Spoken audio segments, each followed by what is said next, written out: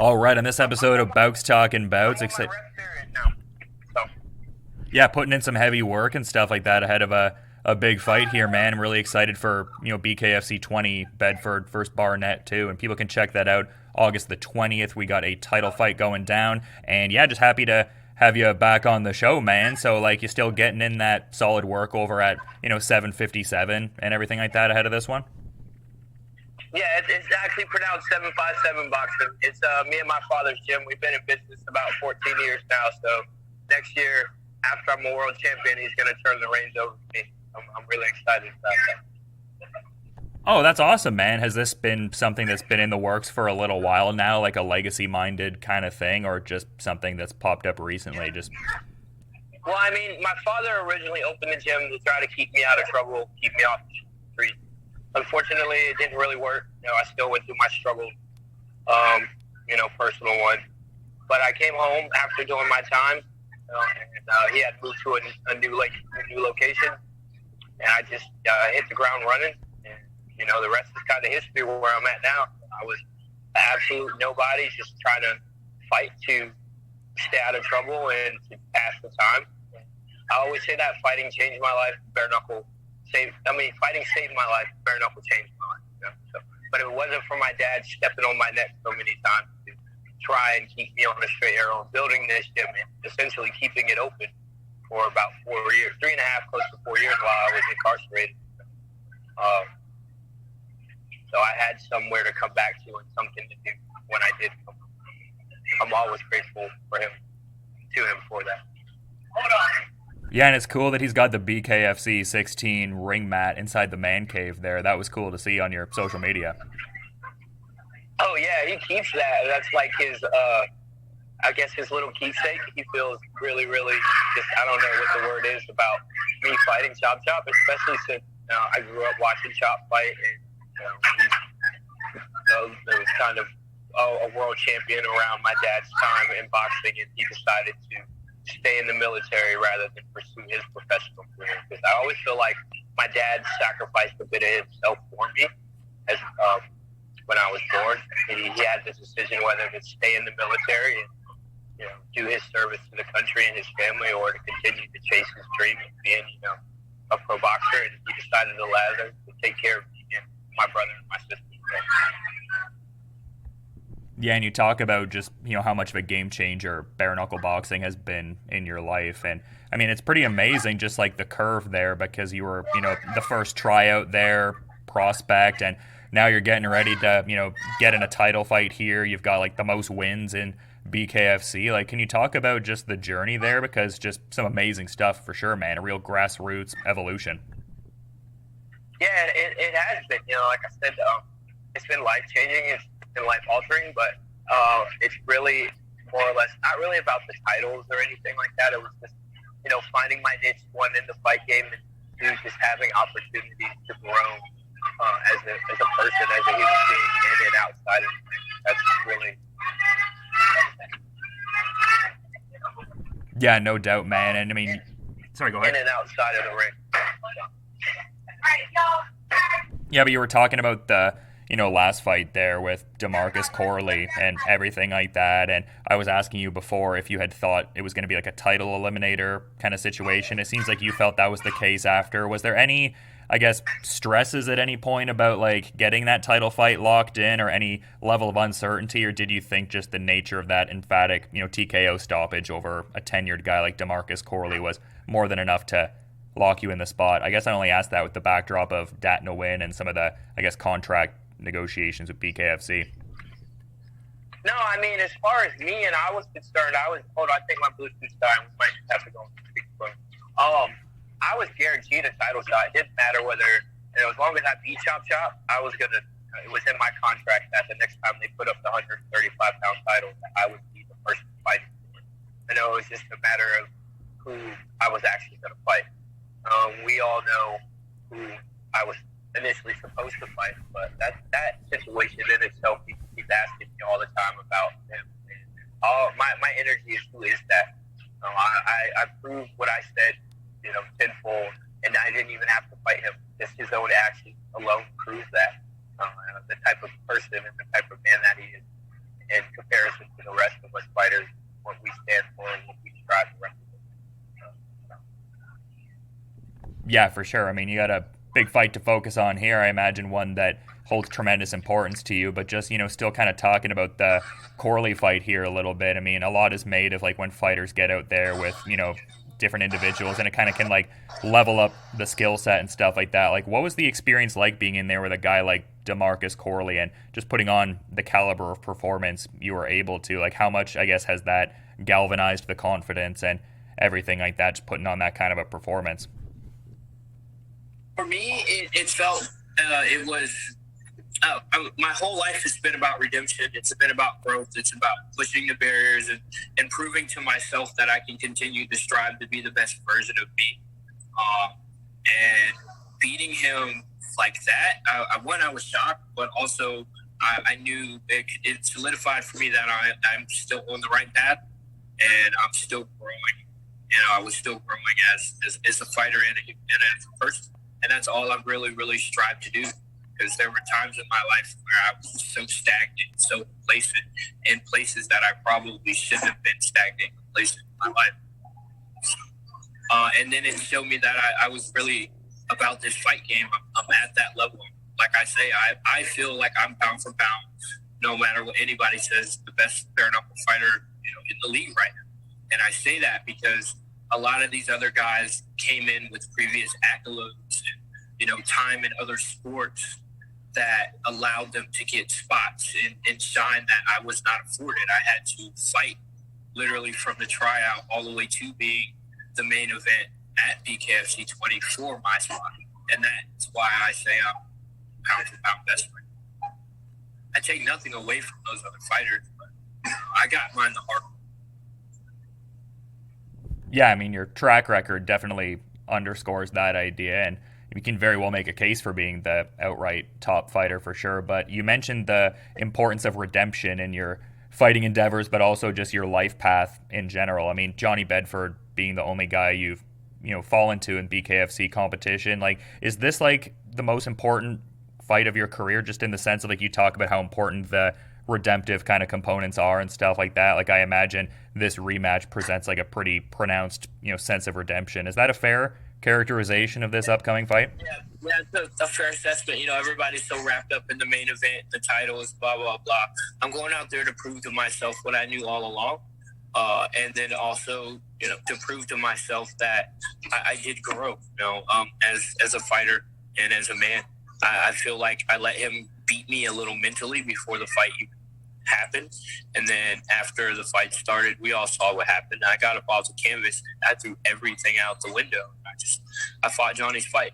I wasn't there yet. I wasn't ready for that, I guess, essence of being at that level. But I know in my heart now, with everything that I've been doing, my path, my purpose that God has put in front of me, that I would not have been afforded this opportunity if I wasn't ready for it. And then I had to go back and look at why I was doing this. And I forgot that I wasn't just doing this to be a champion or the best fighter in the world. I had to remember that I was doing this for the people who don't have a voice, to continue to use my platform for people who have gone through the things that I've gone through, or maybe, help try to pull a few kids off the fence like I was, and my dad tried so hard to pull me down, and he just couldn't.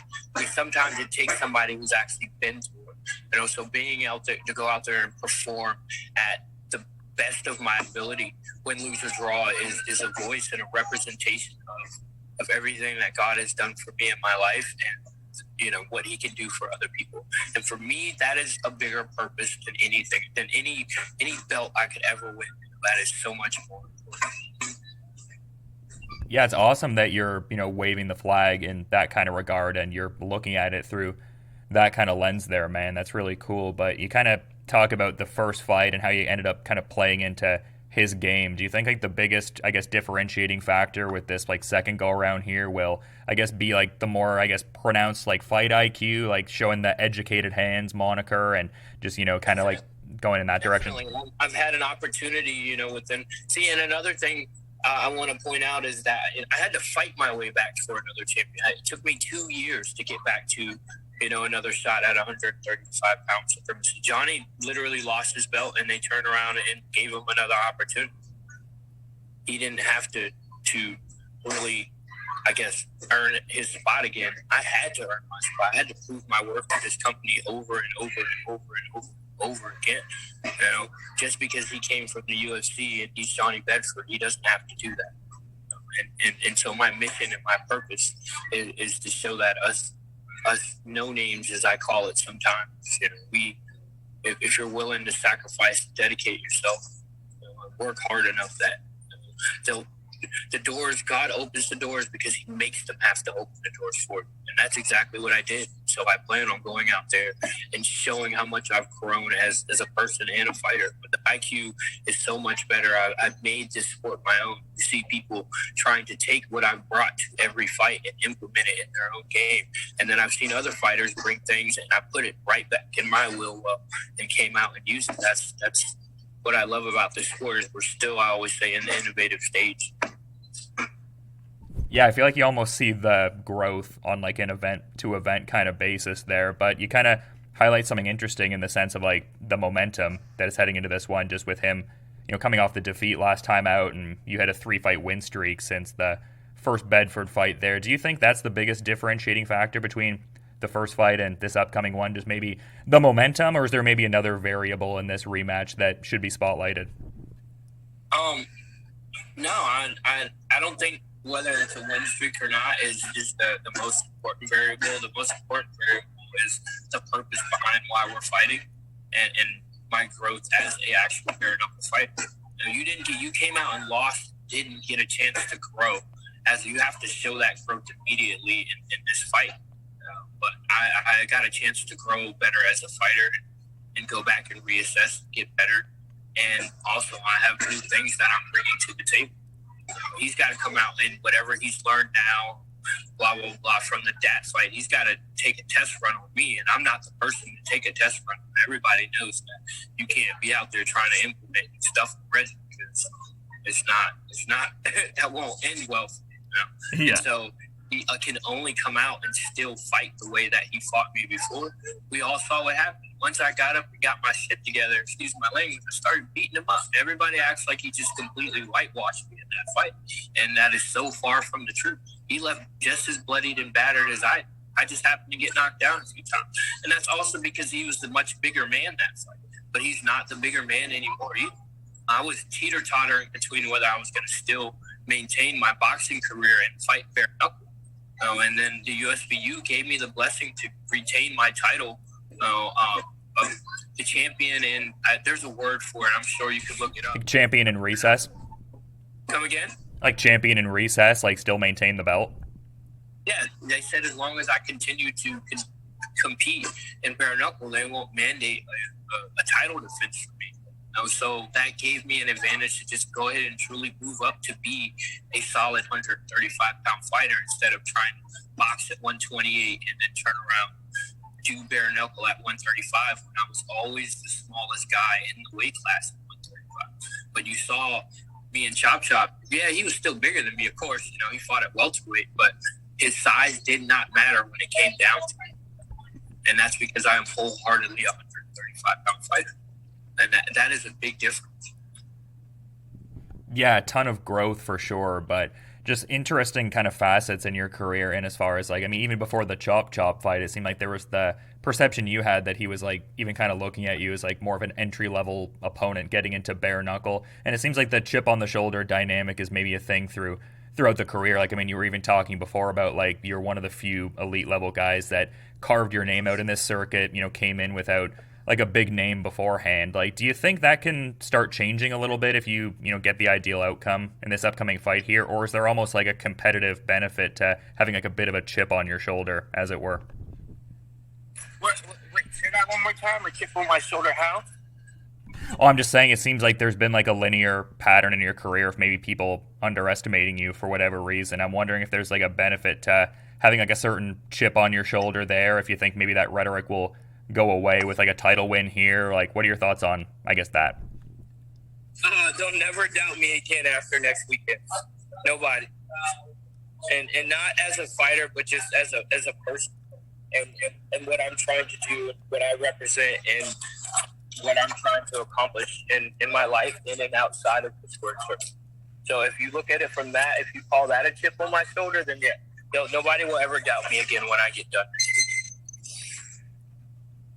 You know, as they shouldn't, for sure. That would definitely underscore it pretty dramatically. But we've talked about the importance of, you know, your father, not just in terms of the fighting career, but the life path overall. Like, have you, I guess, thought at all about what the moment would be like, just like showing him the belts that you've garnered at all? Or is it just like you have to be like super razor focused on this, you can't even let the imagination wander for a bit? Like, have you let yourself think about what that moment could be like? Well, there's a difference between imagination and focusing. Right now, I have nothing but focus.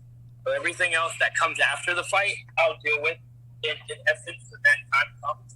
But right now, it's solely